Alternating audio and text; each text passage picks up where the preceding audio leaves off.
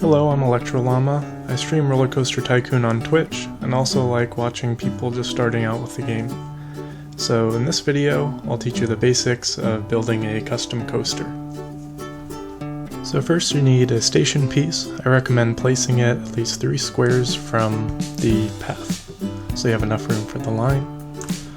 All coasters start with a lift hill. So with the steel mini coaster, it's a good one to start out with because it doesn't require that much. So I'm going to go up 4 levels up to level 10. I think that is the minimum you can do with this coaster and still get decent stats. So first hill should be the largest. Since energy is conserved, there's a trade-off between your height and your speed along the entire track. The lift hill gives you potential energy, right, and that energy should be conserved coming back up on the second hill.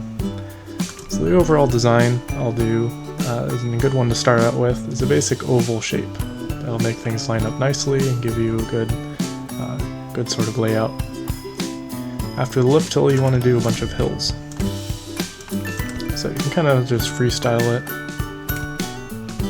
Okay, and then we have extra room here, so we'll finish it off with station pieces. Once you build your coaster, you'll want to put it in test mode. You'll notice that at lower elevations, the speed is higher, and it's able to make it back up to level 10.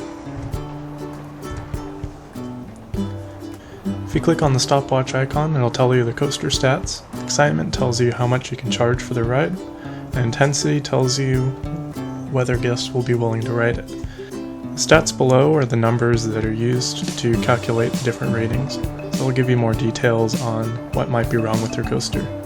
For example, the biggest issue with a lot of newer players is lateral Gs. This is basically the sideways force that you feel when taking a turn that is too sharp too quickly. In this case, you want it usually below 2.5, and this coaster you can see is fine. In this case, I have increased the lift hill, and you'll notice how it affects the stats.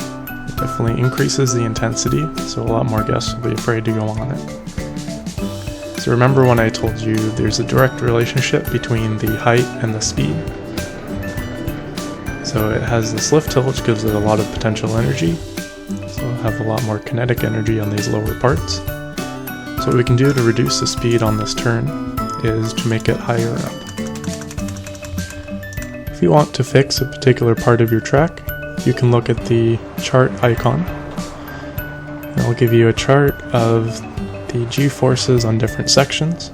So you can see now that although there are large lateral Gs on this turn, it's not as bad as it used to be.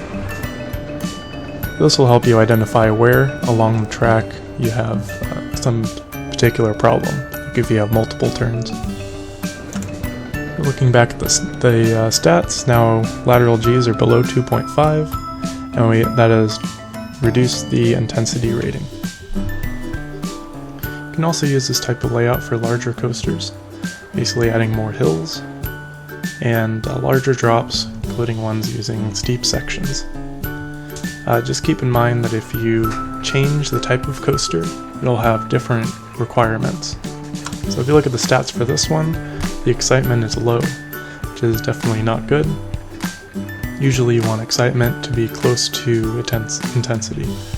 So this is actually due to something called a stat penalty, which depends on the type of coaster. In this case, wooden coasters have to be very long, and that's actually the issue in this case. So what I've done here is I've increased the length by adding an extra hill after the lift hill. You'll notice that I have the turn at a higher elevation, which means it'll be slow enough to not have very high lateral Gs. So now you'll see excitement is much better, and more guests will be willing to pay to go on the ride. Alright, so those are the basics of creating a custom coaster that guests will want to ride.